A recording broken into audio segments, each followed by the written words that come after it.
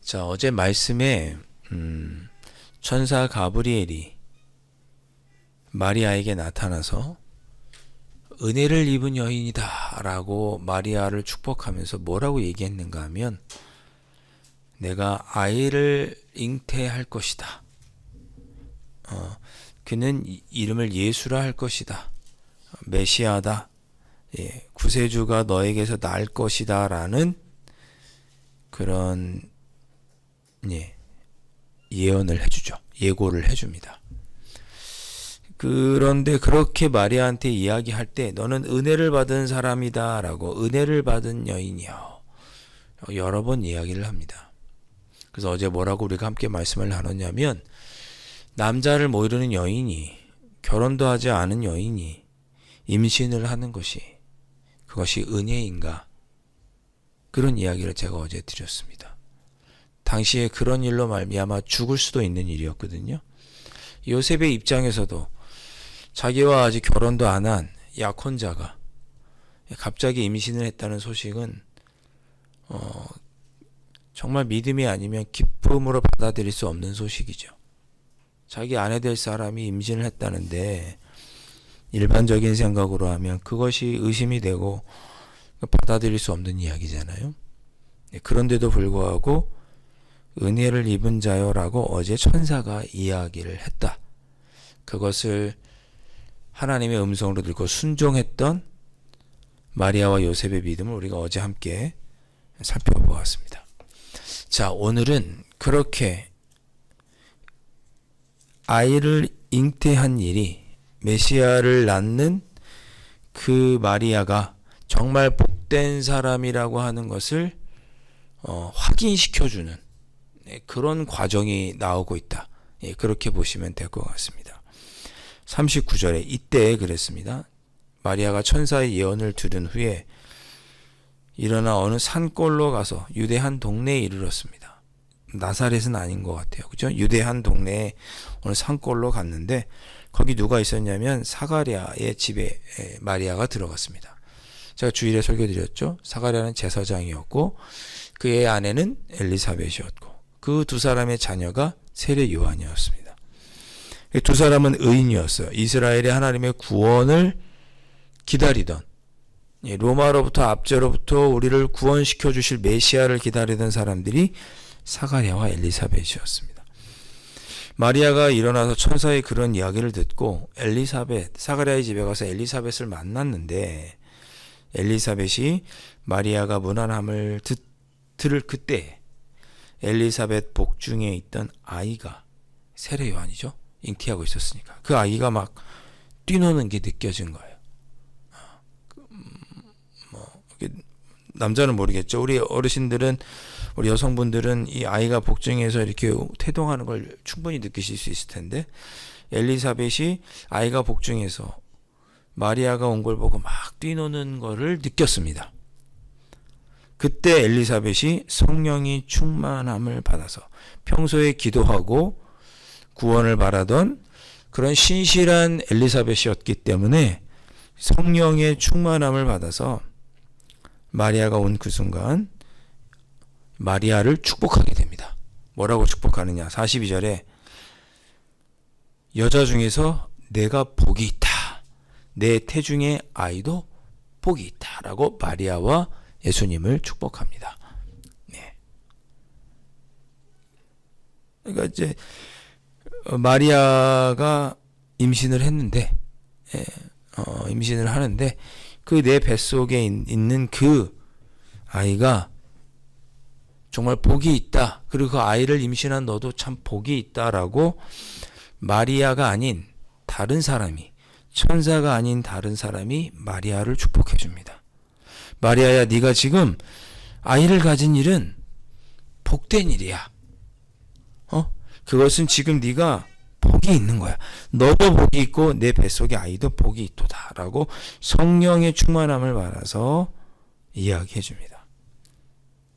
43절 내 주의 어머니가 내게 나오니, 엘리사벳이 그 복중의 아이를 가리켜서 나의 주다, 내 주다, 나의 주님이시다. 그 복중의 아이가. 근데 그의 어머니, 그러니까 마리아죠. 내 주의 어머니가 내게 나오니 이게 참 어찌된 일인가 하면서 놀랍니다. 예. 내가 이렇게 문안을 할 때 44절에 그 뱃속의 복중에서 기쁨으로 뛰놀았도다 라고 마리아가 느낍니다. 이때 마리아가 확실히 깨닫겠죠. 그렇구나. 내가 낳는 아이가 메시아구나. 정말 나는 복받은 사람이로구나. 어떻게 보면 세상 사람들이 볼 때 나는 죽어 마땅한 손찌검을 들을 만한 그런 일을 당한 것이 아니고 나는 정말 복 있는 사람이구나. 메시아를 내가 잉태했구나. 라는 확신을 갖게 되는 거죠. 그리고 45절에 주께서 하신 말씀이 이루어지리라고 믿은 그 여자에게 복이 있도다. 엘리사벳이 이렇게 축복을 해줍니다. 너는 복 있는 사람이야. 너는 복 있는 사람이야. 하나님께서 너에게 하신 말씀이 반드시 이루어질 거야. 너는 여자 중에서 가장 복된 사람이야. 이렇게 축복해 줍니다.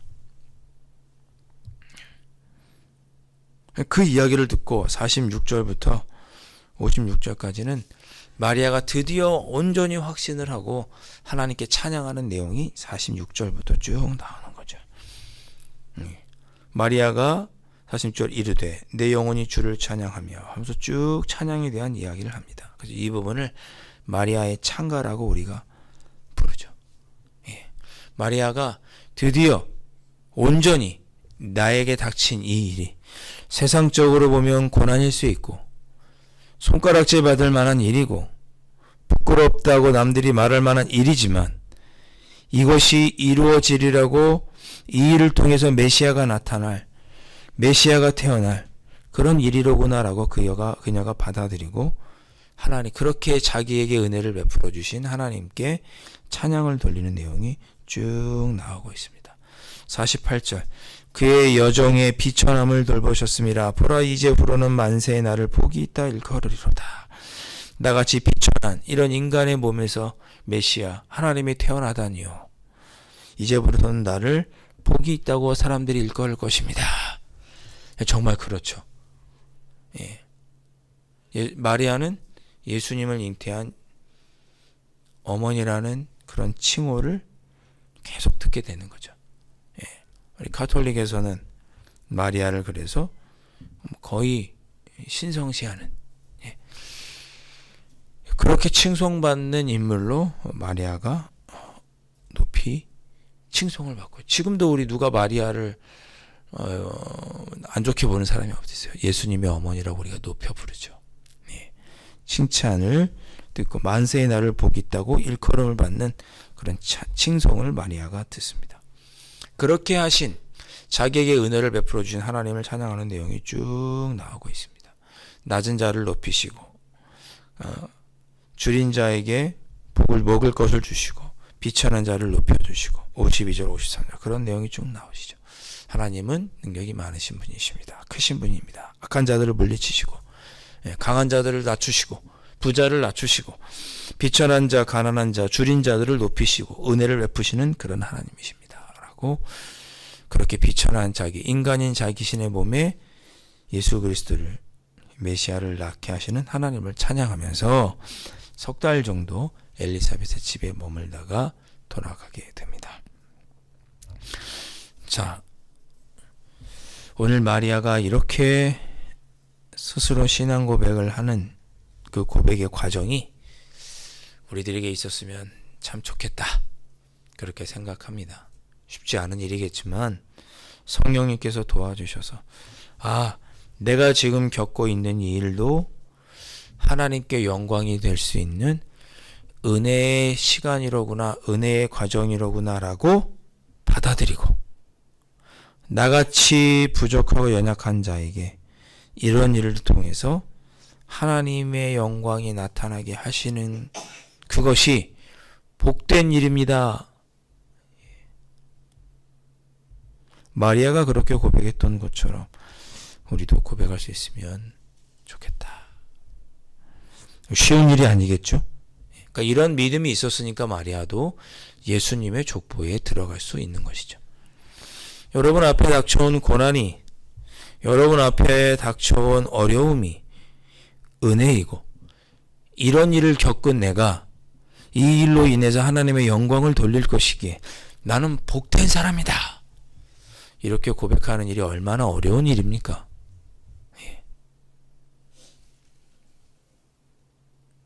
이런 일이 없기를 바라죠, 저희는. 그렇지 않나요? 제가 예전에도 말씀드렸지만 저희는 은혜를 적당히 받기를 늘 원합니다. 적당히 받기를 원해요. 나 삶 속에 정말 죽을 것과 같은 엄청난 고난이 다가와서 그 일이 하나님의 은혜임을 찬양하고 거기로부터 놀랍게 하나님의 영광을 돌리기보다 나에게 어려움도 없고 평안하고 그런 은혜 속에 살아가기를 우리는 바라죠. 여러분이 갑자기 망하고 비천한 자가 되는 그런 일을 겪고 죽을 것 같은 질병을 겪고 거기서 기적적으로 살아나는 그런 은혜를 받지 않길 바라잖아요. 그런 일이 없기를 바라죠. 고난이 없기를 바라고 망하는 일이 없기를 바라고 죽을 정도로 아프지 않기를 바라죠. 그냥 늘 평온하고 잔잔하기를 바라잖아요. 적당한 은혜를 받기를 원한다는 표현을 종종 그래서 쓰는 거죠. 근데 마리아는 그렇게 죽을 것 같은 고난과 고통을 그런 상황 속에서 하나님의 영광을 드러나게 될, 나는 그러한 일을 하게 될 은혜 받은 자다 라는 믿음의 고백을 오늘 했습니다. 지금은 저희가 잔잔하니 하나님의 은혜가 우리에게 있고 늘 평안하기를 우리가 바라고 소망합니다. 그러나 그런 중에도 우리에게 엄청난 고난이 다가올 때 이 일을 통하여 하나님의 영광이 나타나는, 나는 은혜 받은 사람입니다라고 고백할 수 있는, 그렇게 어려운 일이 있을 때 그렇게 우리도 마리아처럼 믿음의 눈으로 그런 것들을 바라보고 이겨내고 견딜 수 있는 그런 저희가 되었으면 좋겠습니다. 그런 일이 없으면 좋겠지만 또 그런 일이 다가올 때는 또 그렇게 믿음의 눈으로 바라볼 수 있었으면 좋겠습니다. 오늘 이 기도하셨으면 좋겠습니다. 주님, 저에게도 구원이 필요합니다. 예수님 오셔서 나같이 부족하고 연약한 자를 높여주시고 죽을 것과 같은 그 힘들고 어려운 일이 기쁨으로 변화되는, 찬양으로 변화되는 그러한 삶을 제가 오늘도 살아갈 수 있도록 도와주시고 고통과 아픔이 기쁨으로 변화되는 놀라운 은혜를 누릴 수 있는 그런 하루가 되게 하여 주시고 저의 입술에서는 그렇게 하신 베풀어 주신 은혜에 찬양하는 찬양만이 제 입에 나올 수 있게 하여 주옵소서. 그런 하루가 되게 하여 주옵소서. 이 새벽에 우리 그렇게 기도하고 돌아가시기를 바랍니다. 기도하겠습니다. 주님, 힘들고 어려운 순간에도 또 힘들지 않고 기쁘고 즐거운 순간에도 모든 것이 하나님의 은혜인 줄로 믿고 고백할 수 있는 저희들이 될 수 있기를 소망합니다. 아버지 하나님, 기쁘고 좋은 일에 주님의 은혜인 것을 고백하는 것이 당연하겠지만 힘들고 어려운 파도가 찾아올 때 그 안에서 믿음의 눈으로 그 파도를 바라보며 이 일을 통하여 역사하실 하나님의 영광을 소망하며 이것도 은혜라고 고백하는 것이 얼마나 힘들고 어려울지 저희들은 잘 알고 있습니다. 주님, 저희들의 인생의 앞길에 그런 파도가 다가올 때 저희들 믿음으로 하나님을 바라보며 이 일을 통해서도 하나님께서 은혜를 베풀어 주시리라. 이 슬픔이 기쁨으로 변화되리라. 비천한 나를 높이시고 가난한 나를 높이 드셔서 강하고 부유한 자들을 부끄럽게 하시리라. 아버지 하나님, 그렇게 찬양하는 믿음이 될 수 있도록 성령 하나님 도와주옵소서. 오늘 하루도 우리의 삶 속에 슬픔이 기쁨으로 변화되는 놀라운 주님의 은혜를 누리며 살아가는 귀한 하루가 될 수 있도록 주님 축복하여 주옵소서. 귀하신 예수 그리스도의 이름으로 간절히 기도하옵나이다. 아멘. 하늘에 계신 우리 아버지, 아버지의 이름을 거룩하게 하시며 아버지의 나라가 오게 하시며 아버지의 뜻이 하늘에서와 같이 땅에서도 이루어지게 하소서. 오늘 우리에게 일용할 양식을 주시고 우리가 우리에게 잘못한 사람을 용서하여 준 것 같이 우리 죄를 용서하여 주시고 우리를 시험에 빠지지 않게 하시고 악에서 구하소서. 나라와 권능과 영광이 영원히 아버지의 것입니다. 아멘.